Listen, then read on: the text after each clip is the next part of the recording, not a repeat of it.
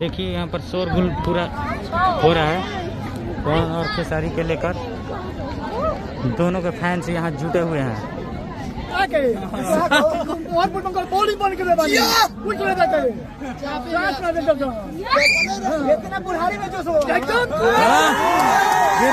का जवानी हमारा कभी बाल बच्चा है, चचा के एकदम पीछे है, क्या समझते हैं?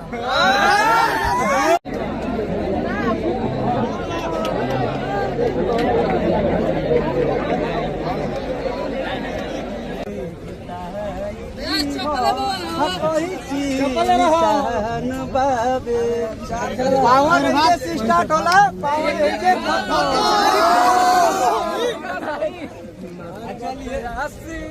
गोलिए गोलिए बाट झोली लेके खोली बाट हो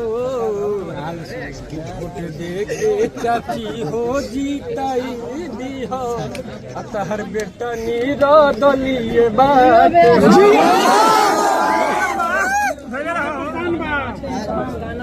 पवन भैया के लिए हम लोग जान भी दे देंगे।